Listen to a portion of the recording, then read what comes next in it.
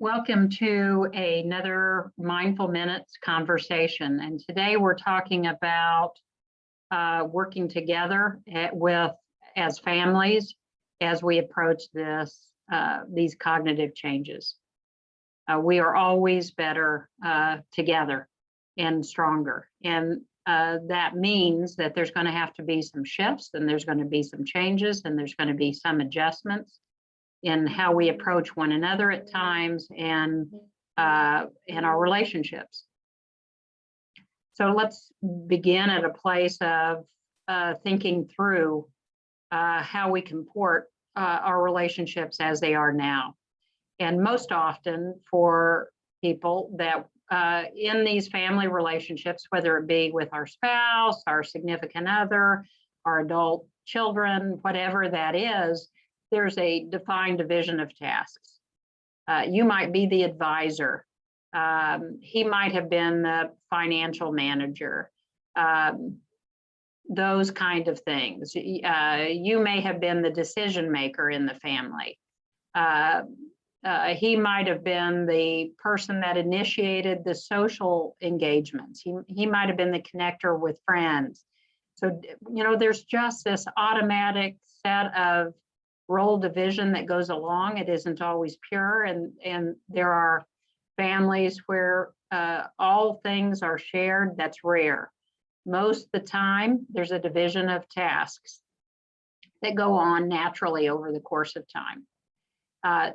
It's typically based on a set of skills. I mean, we all have innate strengths, and your strengths and other strengths are optimized when you take on those tasks associated. Sometimes they're really attached to how we see ourselves. Maybe we saw ourselves as the great connector among people. Maybe we see ourselves as the advisor. So you think through not only the task divisions of yourself and the person now living with the disease or living with a cognitive disorder, but also how strongly it was attached to their identity. And communication patterns in relationships can be strong or fragile. There can be lots of wonderful things about the relationship, but maybe the communication was weaker. Or maybe the pattern of communication never was optimal. So most families, it's neither strong or fragile, it's somewhere in between. And that means that there is absolute room to work and grow. Our relationships, really close family relationships, often go on what I call automatic pilot. It just simply means that the way we communicate is automatic. We don't think through it. We don't have to think through it. We know what people's response are going to be. We tend to think we know what people's response is going to be. And all of that can shift when there's a cognitive disorder on board. So the addition of cognitive changes, when we see that in terms of what we've just talked about in terms of relationships, first and foremost, relationship pieces can be hampered by unprocessed grief. So when we minimize some of the feelings that perhaps are experienced in the diagnosis, that are experienced as part of some of the changes, that those unprocessed grief pieces can interfere in how we relate to one another. And that doesn't mean they have to be exposed to the person. It may mean that those are processed by people outside the family or by trusted friends, but that unfinished pieces of grief, that unprocessed, the parts that you're keeping inside really need to be dealt with. And when you deal with them, it optimizes your ability to forge through a new relationship. We can see the addition of a dementia expose already weak parts of the relationship. Maybe there was something that happened in this relationship, some unfinished difficulty, perhaps that never got forgiven, perhaps that there is underlying anger about, perhaps feeling failed, perhaps feeling regretful. All of those things, when there were weaker parts of the relationship, they can feel bigger in the experience of care partner. And again, it has to be dealt with, and we'll talk about that here in a little bit. The relationship can be complicated by too much time together. I often say there's a lot of wonderful marriages because there's not a lot of time spent together.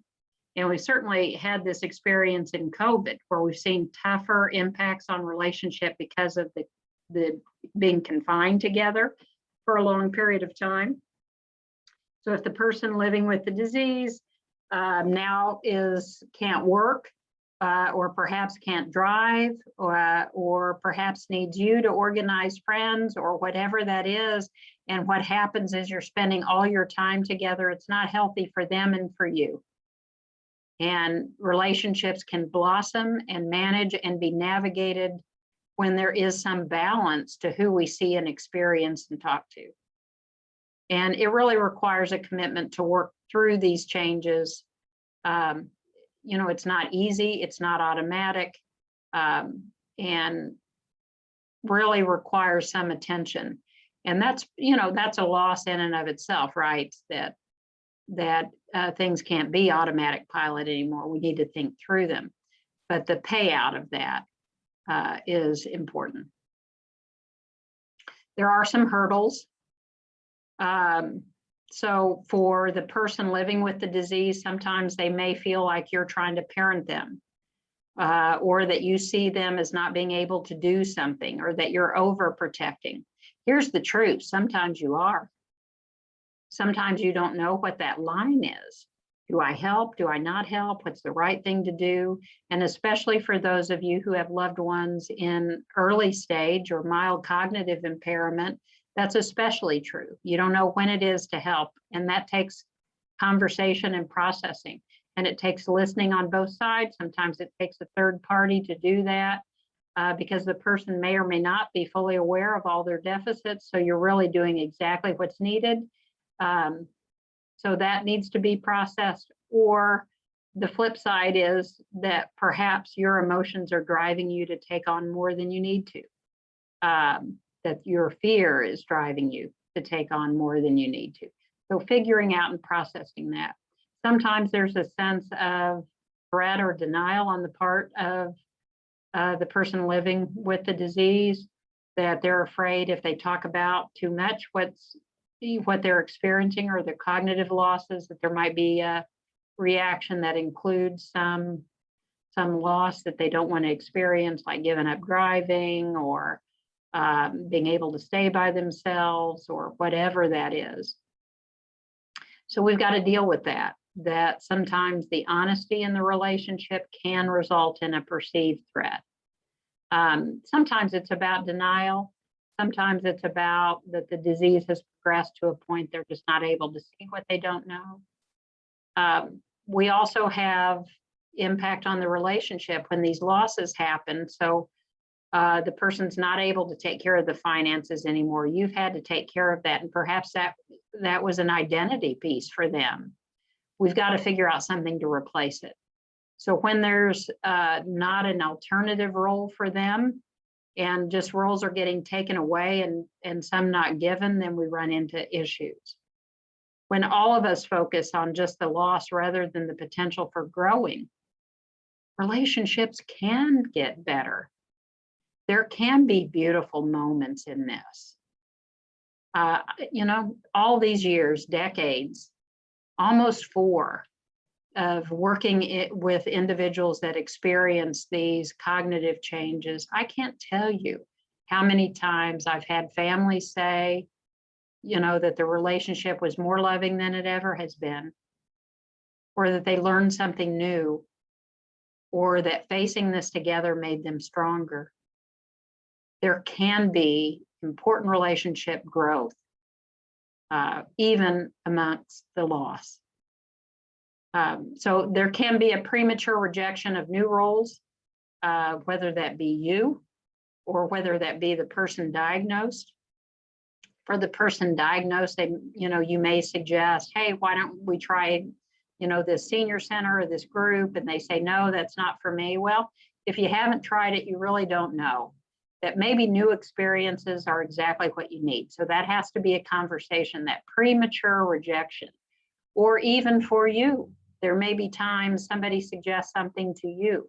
Maybe somebody suggests, how about a day program for your loved one? And you say, oh, they'll never do that. Well, let's think about what the barriers are.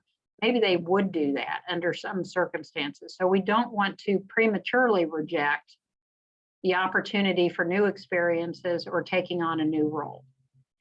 And for both you and the person diagnosed, we don't want the retreat, because the more you retreat and withdraw, the more you give up on the relationship, whether it be friends, family, etc., the higher risk you are for depression.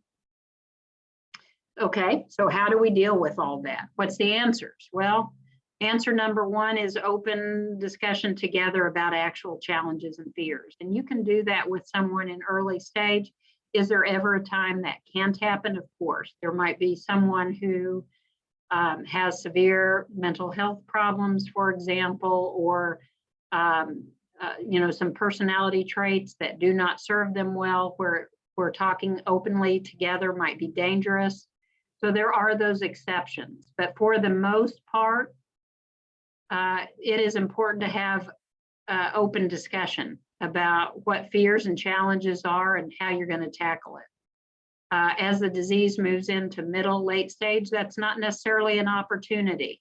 We're going to shift it another way. So that's fundamentally something that we think about and endorse for those of you who have loved ones in the earlier stages. Exploration about options before a task is reassigned. So if you're seeing that your loved one is unable to do something,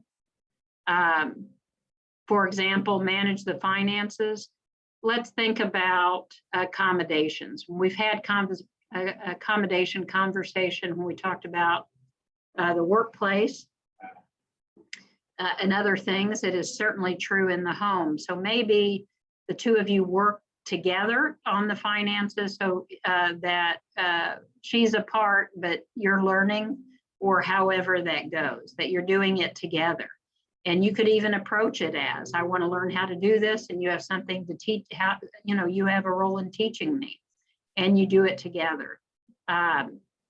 Or going through the bank account, or you writing the checks and them signing it, or them opening the bills and discussing together as you pay the bills. So whatever that is that you look at, is there a way that we can accommodate and continue some role in it for them that allows them to persist in that? Approaching as a family issue rather than an individual issue. Some of you think to yourself, it's not so bad right now, and I really don't want to burden my children. I say to you, bean soup. It is important to talk about it as a family as early on as possible. You are going to be stronger dealing with this together than keeping it from them. And then they come to visit and there's this significant decline, or something happens to you and they arrive and they have no idea what the person can and cannot do. So it's important to approach it as a family, not individual issue. And for some people, that's meant sending out a once a month or once every couple months email to the children to let them know what's going on. That way they have time to absorb it and react if they want to. And there's a way to balance those conversations. It's not just reporting what's wrong or what someone is losing. It's also reporting how you're handling it and the tricks and tips. So if ever they had to step in, they would know what you've done that's successful and what the person living with the disease has done that's successful. So we always want to have these conversations about growth opportunities. Where are we learning? Where are we expanding our resilience? Where are we finding that we're navigating in a way that surprises us? Where are those beautiful moments together that really bring us closer? Considerations for stronger relationships: feelings must be processed. The toughest losses are the private ones, and that needs to be discussed and shared. It doesn't mean with the person living with the disease, it may be with other people. But it's important that you share together and for those feelings to be processed. Identify missing pieces, and when possible, integrate additional pieces to meet. So where are the gaps? Where are the holes? And where can I figure out how that might be met? So if that is the loss of conversation, and you're just feeling a heavier sense of loneliness, who can fill that? Include important people in your life. Your friends and family need to understand the diagnosis. They need to understand how to help the person and how to help you. And that doesn't need to be a list 47 bullet points long. Each friend or family might have a different set of skill and can help with different things, but they need to understand how they can help. Stay connected, keep reaching out. It's important not to isolate, and keep your eye on the ball. The ball is that love is in the room. The ball is that relationships can have a maintained spirit about them. You know, I always think about the care partner who said, you know, every night I go to sleep beside this person that is changing with this cognitive disease, and every morning I wake up and I make a decision to remarry them. And, you know, really what he was saying is, yeah, things are changing, but there's a lot of things that are not changing. And that's commitment. That's the desire to see what's right. That's the desire to see what still is loved, maybe new things that are loved about that person. And focus on those pleasurable moments with the individual and make a note about them. So when you were able to sit and enjoy that television show and you talked and you laughed, you know, when you were going through pictures and you were reminiscing together, when you sat in silence out on the back deck and there was just such a piece that was true for both of you, make a note. And in those tough moments, tough days, you look back on those and you remember that it's not all about sadness, that there are lots of good moments to be grabbed onto and lived and remembered. There can be uniqueness in how we include friends, who initiated the contact, who was the organizer, so to speak. There often is a person that they're the ones that keeps groups together. And if that person has the disease, or that person is you as care partner and you're worn out, we've got to think about how is that going to happen. And I always encourage trying to schedule things. Scheduling is so much on a routine basis, is so much easier to manage than the weekly, who are we going to connect with and how are we going to schedule it. So pick ordinary days, talk time Tuesdays, and every Tuesday at 3 o'clock, you've coordinated with some friend to get together with the person living with the disease or yourself as a couple. And so maybe they have 6 friends and it's a rotation every 6 weeks. It doesn't have to be every week, but rotating in a way that keeps that person with the disease exposed to friendships and keeps their relationships alive. And guess what? You need that too. And scheduling it and making it a routine minimizes your work, but it also pushes you to keep doing it instead of setting it aside and getting lost. Real relationships are always the strongest ones. So those people that you share genuinely with, that you can listen to them and they can listen to you, that's the gold mine. So be honest and genuine and work on those relationships. They can grow, they can surprise you, people can be there for you that you never thought would. And so let's work on the relationships and what the possibilities are. And there's reciprocity in there.